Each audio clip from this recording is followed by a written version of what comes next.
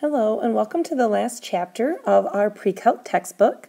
Today we're going to start Chapter 12, and Chapter 12 is going to deal with calculus concepts. When we start out with 12.1, we are going to deal with what we call the limit, and the limit concept is actually a fundamental concept for calculus.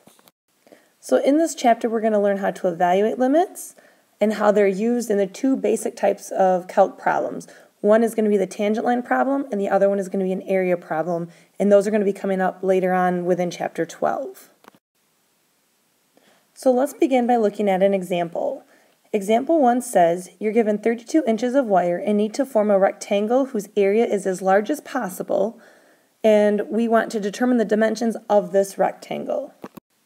So the first thing we're going to want to do is we're going to want to figure out what formulas we need, and because of the fact that we are given that we have 32 inches of wire, this does pertain to our perimeter. And if you recall, perimeter is going to be equal to 2 times the width plus 2 times the length, because remember I have a rectangle that's going to look something like this. So if I have a W here, a W here, a length here, and a length here, we're just going to be adding all of these sides up. And we know that when we go 2W plus 2L, we're going to end up with 32 inches of wire. We were also told that we want to maximize the area. So we know that area then is equal to length times width for a rectangle. Now at this point in time, we have two variables, well actually three if you consider the area as well. We have width, length, and our area. So we have too much to solve for. So what we're going to have to do is we're going to have to take either our length or our width from our perimeter equation, get it down to one variable, and then we're going to come over here and plug it into our area formula. So, and it doesn't matter which one you do, but what I'm going to do is I'm going to actually just solve for L. So when we solve for L, we end up with, in this case, I notice that you can divide everything out by 2. So now we have width plus length equals 16. So now to get L by itself, we have length equals 16 minus W. So again, I'm going to take this right here, and I'm going to plug it in for this L right here. So now I have area is equal to 16 minus W times W, or 16W minus W squared. Now if you go ahead and plot this equation on your calculator, okay, and we go and we look at the table feature of our calculator, we're going to end up with a table where we have widths and areas. And if you look at your width, and you probably should go to your table set value and look at a value somewhere around 7. We're going to see that we have 7.0, 7.5, 7.9, and these are just some values that you can pick up by looking at your table. We're going to hit 8.0, 8.1, and 8.5. So when I look at some of these values here, you'll notice that your area is 63, 63.75, 63.99, 64, 63.99, and 63.75. So what you're able to identify then is as we kind of get closer and closer to 8 for our W values from either direction, we're going to maximize our area at 64. Now, to write this in terms of a limit, what we're going to do is we're going to say that the limit of area as W approaches 8 is going to be 64, and we do have a special notation for this. It's going to be written something like the limit as W approaches 8 of the function that we're dealing with, and in this case, our function was 16w minus w squared is going to equal 64. Now the actual definition of a limit says if the function f of x becomes arbitrarily close to some unique number L as your x approaches some arbitrary value c from either side, then we say the limit of f of x as x approaches c is going to be L. And again, this right here is our limit notation. So now when we go to look at example 2, it says use a table to numerically estimate the limit. And again, we read this as the limit as x approaches 3 of 5x minus 3. And because we're using a table, you can go ahead and plot this on your graph and look at your table feature. But what you'll notice as our x values get closer and closer to 3 from either side, our y values are going to approach 12 from either side. So in this case, we can say that our limit then equals 12. Now one thing I would like to point out at this time is if you were to take this function here, the 5x minus 3, and graph this on your calculator, you would see that this graph is a continuous function. Now sometimes when you get a function that's not continuous, you can still have a limit, but it's a little bit more difficult to come by. And we'll look at that here in example 3. So again, example 3 wants us to use a table to estimate the limit. So when we do this, you'll notice that if I go and I plug a 0 in down here, I'm going to end up with the square root of 9, which is 3. 3 minus 3 is 0. And because I'm dividing by that 0, my function will be undefined. So if I go and I look at the table, that's kind of what we're going to see. As our x values get closer and closer to 0 from both the left and from the right, we are approaching an undefined y value, but at the same time you can see that we're getting really, really close to that number 6. So if you were to take this limit, then we can say that the limit appears to be or equals 6. And even though f of x is undefined when x equals 0, you can still have a limit. The key piece is that the limit has to be approaching the exact same thing from the left as it is from the right. And in this case, it is. For example 4, we're going to use a graph to find a limit. So it says find the limit of f of x as x approaches 5, where we're given a piecewise function. And for this piecewise function, we're told that f of x is going to equal 1 when x is not equal to 5, or negative 2 when x equals 5.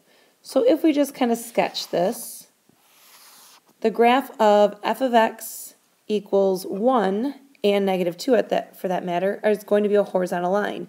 Now the key thing that we have to look at is right here. When x is equal to 5, so we'll come over here, we see that our graph is equal to negative 2. So I'm going to actually have a dot that's closed in or a filled in circle, and then everywhere else where x is not equal to 5, it's going to equal 1. So when I come and I graph the rest of this stuff, that tells me that at x equals 5, I'm going to have an open circle up here, and then everywhere else it's going to equal 1. So here's my graph, and we want to take the limit of f of x as x approaches 5. And if you'll notice, as we come in from the left, as I get closer and closer to that 5 for my x value, my y value is still equal to 1. Same thing as if I come in from the right, as I get closer and closer to 5, my y value still equals that number 1. So in this case, we'll say the limit as x approaches 5 of f of x equals 1. Next, we're going to look at cases where limits fail to exist. In example 5, it says to compare the left and right end behaviors, and we want to show that the limit as x approaches 0 of x divided by the absolute value of x does not exist. And in all honesty, sometimes the easiest way to do this is to look at the graph of the function itself. If you graph this function, for any negative value that you plug into x here, so let's just think about this. If I plug in a negative 2, and I'm going to divide that by the absolute value of a negative 2. We end up with a negative 2 divided by 2, which is going to give us a negative 1. And the same thing will hold true if we plug in a negative 3 or a negative 5. So everything up into the point where I plug in a 0, okay, because 0 divided by 0 is undefined, so I know that it's going to be undefined. Everything from the left or in the negative region is going to give me an answer of negative 1. So I'm going to come over here at negative 1, and my graph is going to look something like this, and we're going to put an open circle because we do not include 0. Then if we go and we change this sign, and now we make this positive 2, let's say, positive 2 divided by the absolute value of a positive 2 will then give us positive 2 divided by 2, or a positive 1. So I'm going to have the same scenario, except only I'm going to be in the top part of my graph, still have that open circle on 0, and then my graph is going to continue in this direction. So here is my graph. When I look at my graph, if I look at the graph as it's coming in, because remember we want x to approach 0, so as my x values coming from the left approach 0, my y values are going to approach a negative 1, which we get here. As I come in from the right side, my y values are going to approach this positive 1. Negative 1 is not equal to a positive 1, therefore your limit does not exist because it has to approach the exact same thing. Okay, again, example 6 is going to be similar to example 5. We want to discuss the limit. If you sketch this graph, okay, 1 divided by x to the 4th, you're going to end up with something that looks kind of like this. Okay, and we're again looking when x is approaching 0, what's going on with your graph? If you look at this, your graph from this direction as we approach 0 is going to increase without bound, just like this side is going to increase without bound. So therefore, because it's not really approaching anything, we have no limit. So therefore, the limit here does not exist. If your function is going to increase without bound, or essentially approach an infinite number, then we have no limit.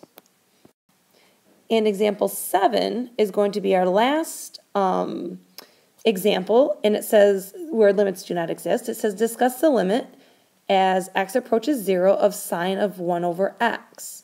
So as you can see again by graphing this, you have a graph and it's going to go up from positive 1 down to negative 1, then it's going to come back up and approach a negative 1 again, and then it's going to go up and now it's back at a positive 1. So as you'll see, we just kind of oscillate back and forth.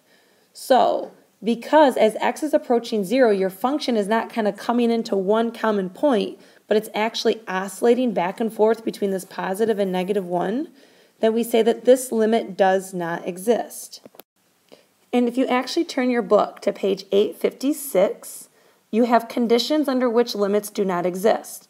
The first one is when your f of x values are approaching different numbers from the left side as they are from the right side, which we looked at back in example 5, I believe it was. Your second condition says that if your function is going to either increase or decrease without bound as you're approaching a specific number c, then your function or the limit does not exist, and that was the case in example 6. And then the third scenario would be when your graph is oscillating between two fixed values, and again, that was this case here in example 7. We also have a limit that will not exist. Now, on the other hand, sometimes when we take the limit of f of x as x approaches some value c, it's nothing more than if we were to take that function and evaluate it at that c, or that point of c itself, okay, kind of like what we did back in example 2 without actually saying that. This is what we call direct substitution. So if you take a limit of f of x as x approaches c, and we take this value here and plug it in for every x into your function, then that's going to give you your f of c. And sometimes your limit is just as simple as that. Now we do have a list of basic limits, and again, this can be found on page 857. Your basic limits tell you that your limit as x approaches c of b, which would be a constant, is going to be that constant itself. Okay, the second basic limit says the limit as x approaches c of x is going to be c itself. So in this case, in the case of 1 here, this is a constant, so this would be some number. I don't have any place to plug in a c, so it's just going to be that number. In number 2, x is actually a variable, so if I take this c and I plug it in, I'm going to get that variable out.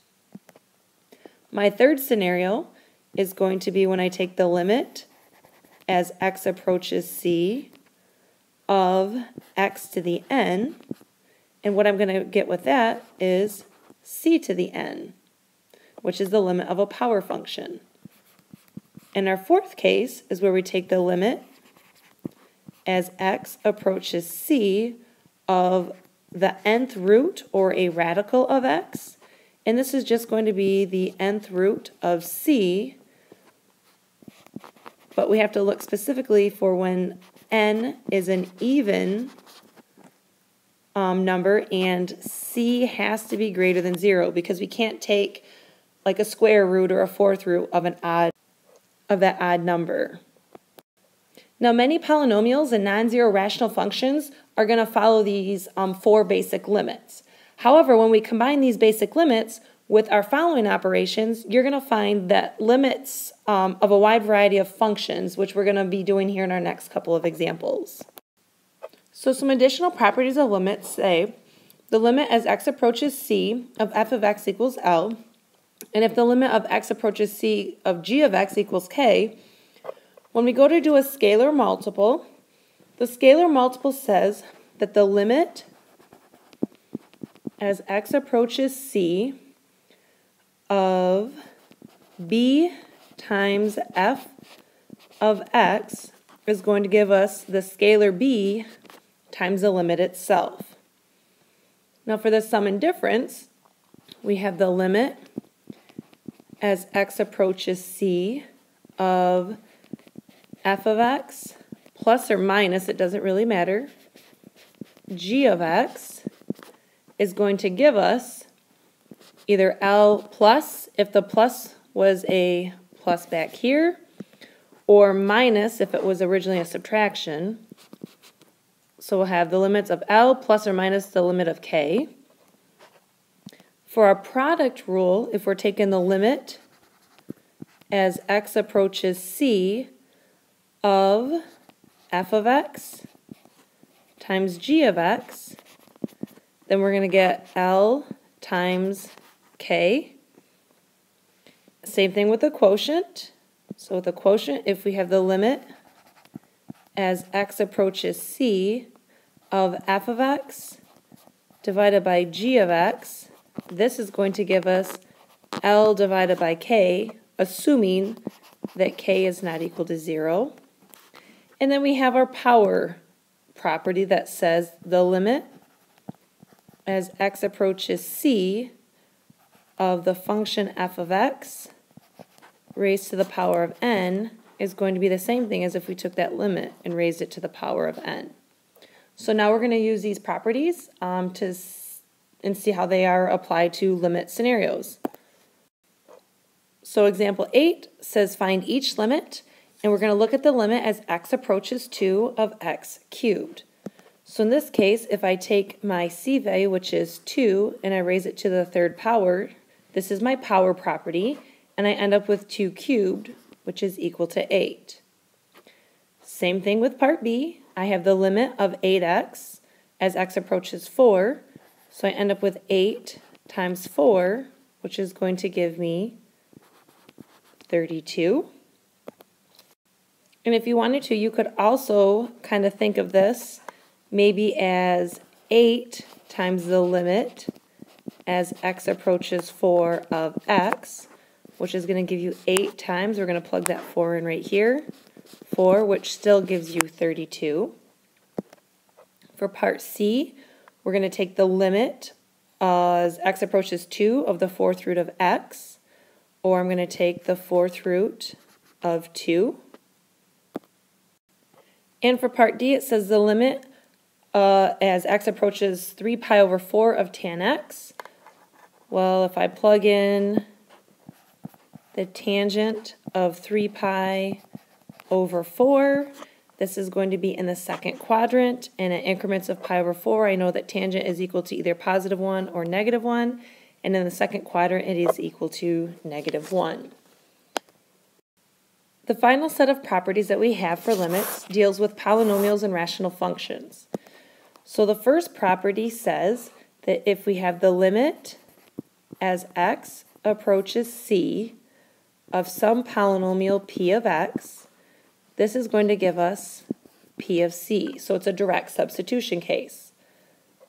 Likewise, our second part to this says the limit as x approaches c of p of x divided by q of x, which is our rational function, is equal to p of c divided by q of c. And again, we have to just make sure that that q of c doesn't equal 0. So our final example says to find each limit, and we're going to find the limit as x approaches 2 of x squared plus 5x plus 4. So using our polynomial and rational function properties of limits, I'm just going to go and do a direct substitution. So I'm going to end up with 2 squared plus 5 times 2 plus 4, which is going to give me 4 plus 10 plus 4, or 18. Likewise, for part B, I'm going to do the same thing, except this time I'm going to have 2 squared plus 5 times 2 plus 4 divided by 2 plus 4. Well, we already know that the numerator gives us 18 because we just found that in part A, and I'm going to divide that by 6. So here, my limit is going to equal 3. If you have any questions, please make sure to write them down so that you can let me know in class. And on that note, I'd like you to have a good night, and I will see you tomorrow. Thanks, and have a great day.